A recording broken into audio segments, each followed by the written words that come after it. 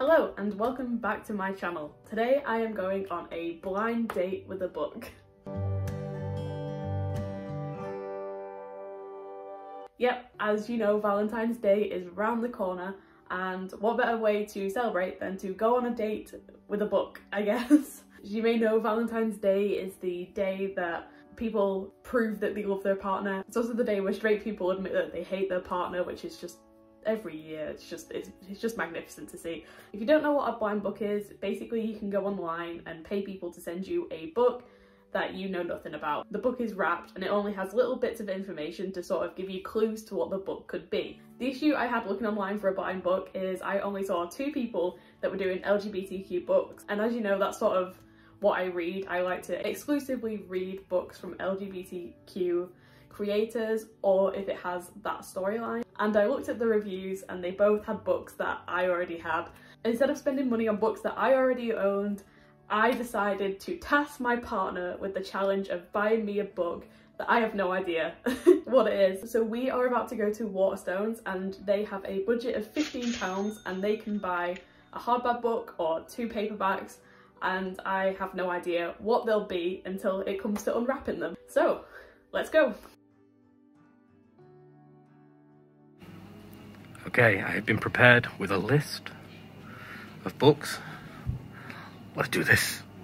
Part of me kind of wants to pick this up. This is on Robin's like wanting to read list. Part of me wants to pick it up just because I want to read it. and I would like to know what it's about. But maybe another time. I know that this is like, you know, a big blow up book. The fact that this isn't a sticker infuriates me and Robin every single time we come in here. All 3 volumes of Heartstopper. Ooh, I'd say all 3. The first 3, I don't know how many there are. That might be a good choice. Okay, we'll come back and we'll see. This whole section, I guess it's teen fiction, young adult, or whatever. It seems to just be where they put the sapphic books and everything. Every time we come in here, Robin's like, why have you put this on the front cover of your book? It haunts my dreams. This table tends to be stuff that's like actually popular on TikTok. Some sapphic, some gay stuff. Ooh, this was on the list. Plus it's all bound getting off price. Ooh, I'll be thinking of you. So I think Legendborn is actually coming out with a film soon or something. I don't know. I've heard Robin talk about this, and they do want it, or they have it already. Oh no. I'm gonna have to check without being obvious which ones she has and which ones she hasn't got. You know what? Maybe not that one. Oh, now Sad Ghost Club. I follow Sad Ghost Club on Instagram, and this is actually on the to buy list that Robin gave me. So, you know, let's have a think about it. Let's have a think. I'm just looking at this shelf. I'm thinking of Casey McWinley books, just because I know that One Last Stop was so good, but they're just not appear to be anymore. So I've searched somewhere else, and there was only one stop left, and that was it. So, oh, this is gay. Okay, so after that, I have decided on Legendborn and Ace of Spades because they're buy one get one half price. What do you want me to not pick up 2? That's silly. Hopefully, they're as good as we expect. And we are back. I got my partner to film their little adventure around Waterstones and what they thought. I've not seen the footage yet, as I will be seeing it when it is edited. So at this moment in time, I have no idea what they bought me, but I thought I'd get dressed up in a dress, a little bit fancy, and yep, here they are. So my partner got me 2 books. I said, you know, give me some indication, some hints to what books they are. And we have published in 2001. Author is 24 years old and got 3 out of 6 on Wordle yesterday. So there's your first one. And the second one says, published in 2020, spine with 55mm. It's straight, I think, sorry. So this is the second book that they decided to get me. But before we get into what books these are, because I am very, very excited, like I said, I have no idea what they bought while they were upstairs, because upstairs has my favourite books. I was downstairs grabbing these 2, and I thought I'd just give... a little shout out. Every time I've gone into Waterstones, they only have the hardback version of Open Water, and it is a little bit expensive, especially because it's 100 or so pages. But today I went in and this is the soft cover version. Still very gorgeous, but it does have the step cover, which I am not a big fan of. But this was on the buy one get one half price table, and I was I can't believe it. I genuinely can't believe it. So I picked up Open Water, and I also picked up Luster, which is also a sprayed edge Waterstone version. And I'm really excited to read both of these. They've been high priority. I've heard a lot of people say a lot of amazing things about them. So the fact they're on the buy one get one half price table, my mind is blown. So I'm super happy with these. That is not what the video is about. It is about these two books. So like I said, I gave a budget of £15 to my partner so they could either buy me a hardback or 2 books. And I've got to read this by the end of this week. It is Tuesday now and Sunday is when I usually upload. So I've got to read one of them by at least the end of this week. Can we also just appreciate how cute this paper is? It's got little beads on it and some flowers on it. Very adorable. So this is the one that has a 3 out of 6 on their Wordle yesterday apparently. Something that my partner does, I don't. I have no idea. I feel like I'd be too bad at Wordle. Oh wow! Oh, okay. They've gone for the buy one get one half price table as well. There's 2, there's one downstairs and one upstairs. So they've gone for Ace of Spades as the first one. 430 pages, so I might not get this read by this week. We'll have to see how many pages the other one is and then we'll go from there. Okay, so this is the second one, published in 2020, and it's straight, I think. What is it? You guys tell me first. I knew it! Legendborn has been also a high priority book for me. We were talking after my partner bought these books and I said, I bet one of these is Legendborn.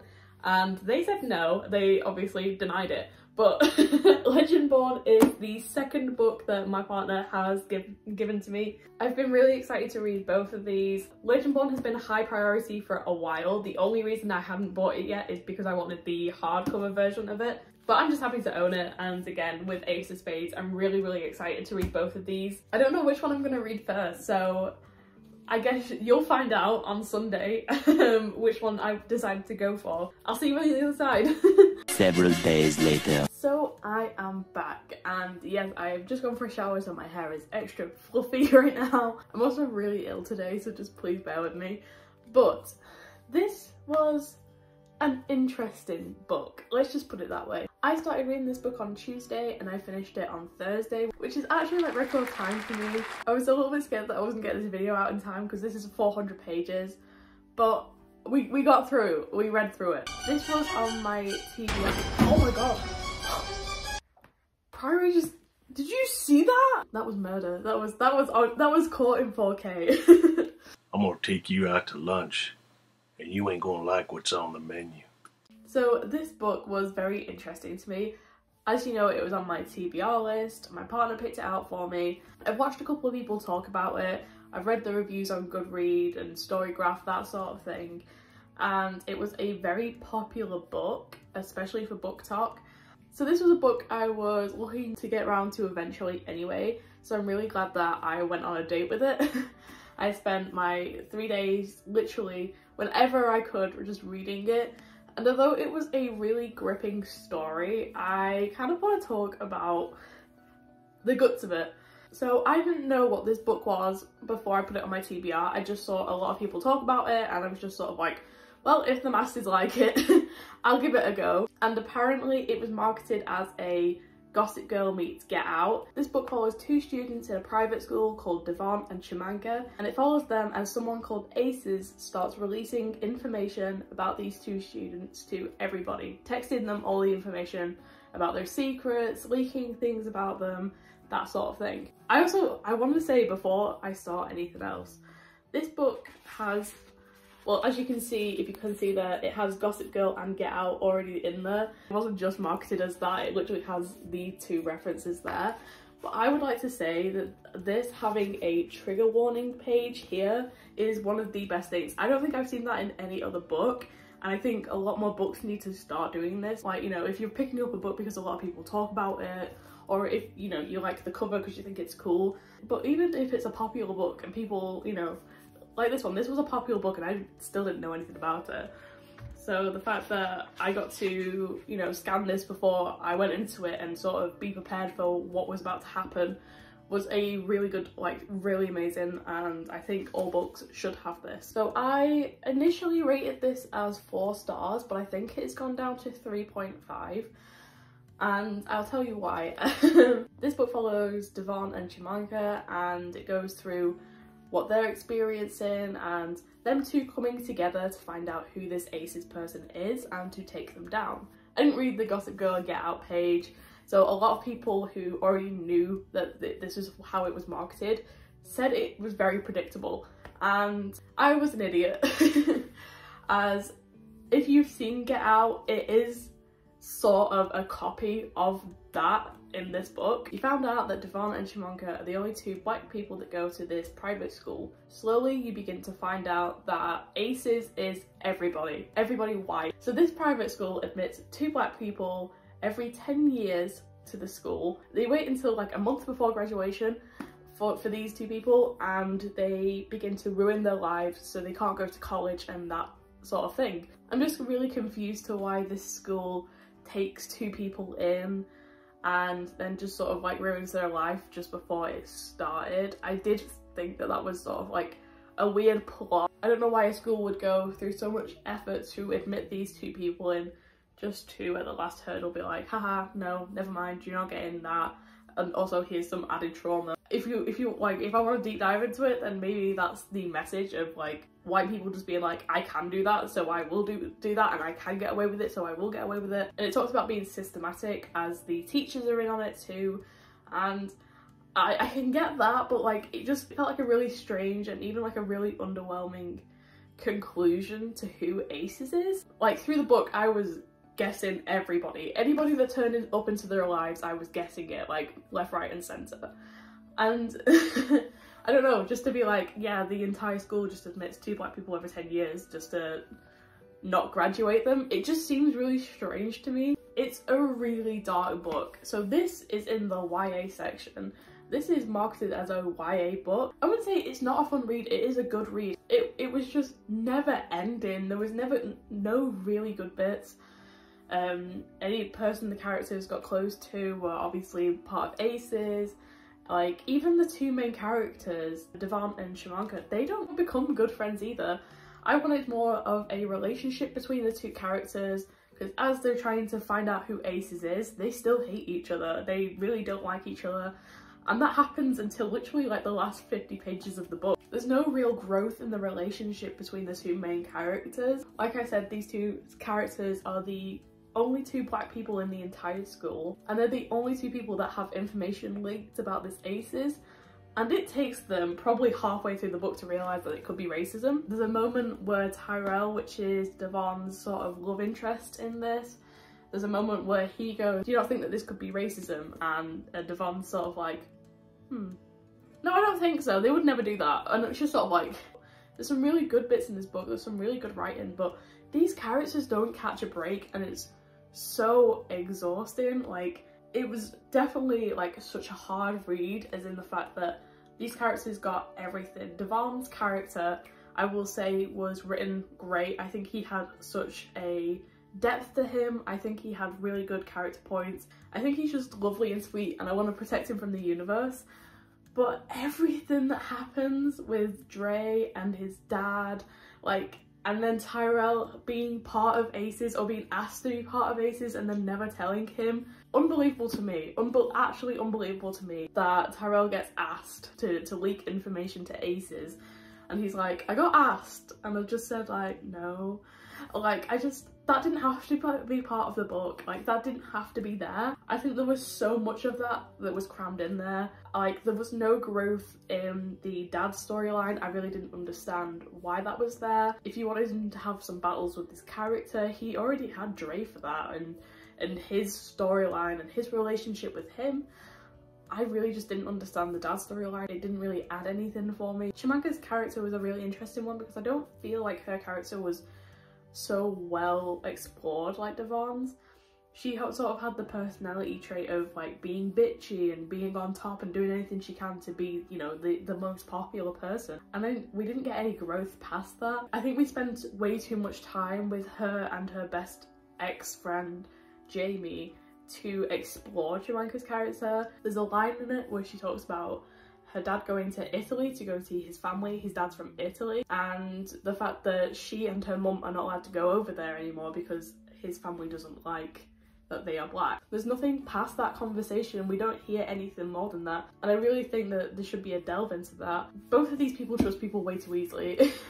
If someone was leaking information about me and then new people were just randomly turning up into my life, I would not give my anything to them. Like, Aces would have won, as in I would have shut myself down. I would have not spoken to anybody. These people seem to trust people so easy, especially people in their school. So this is a queer story. Both of the characters are queer, and Chimanka ends up friends with Belle, who is Jamie's girlfriend, and then they break up and Chimanka gets with Belle while this Aces thing is happening.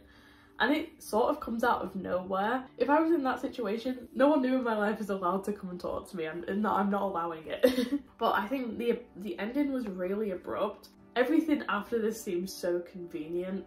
The protesters turning up, no one died, then the school burns down, but like there's no real reason given to the school burning down, so I don't understand that. Then 3 of the students die, 2 people you don't really know, and the 3rd is Jamie, which is her ex-best friend. And finally you have the characters coming together, having a friendship finally, and that happens on the very last page of the book where they just finally accept each other, and that was a little bit frustrating as well. Again, I'm not here to totally rip on the book. I thought it was really gripping. I thought there were some really good parts. A lot of the things that is leaked about these 2 characters, Aces had set up to be leaked, and it just seems like so much planning and so much preparation to just kick them out of the school, if that makes sense, and like try to ruin their future, I guess. And I think that was genuinely just the biggest confusion and plot point. But overall, I did think there were some really good bits in this book. I thought it was really gripping. Like I said, this is probably the fastest time I've ever completed a book like this thick. Every chapter ends on a cliffhanger, so I was like, oh my god, I have to read the next one to know what's going on next. I really enjoyed Devon's character. I just loved him. I just wanted to hug him completely. An amazing character. He was just an amazing character. I really enjoyed him. But yes, like I said, this was a really interesting date with a book. I should say that this is on my TBR list, and thank you to my partner for picking this out for me. If you are interested in this, I would read the trigger warnings first. It is queer, but it is not part of the main storyline. And yeah, I overall enjoyed this book. I really enjoyed this date, and I really enjoyed this idea. I should just let my partner pick out books for me more often, because I'll get around to them all eventually then. Thank you so much for watching my video. I hope you guys have a happy Valentine's Day, whatever you're doing, whether you celebrate it or not. And if you like this video, like, subscribe, comment, all the good YouTube stuff. And I will be back next week. As it is in the UK LGBTQ History Month, I am going to be talking about queer books and their importance. And if you are interested in that video, please stick around because I'm excited to make it. So thank you so much for watching, and I shall see you later.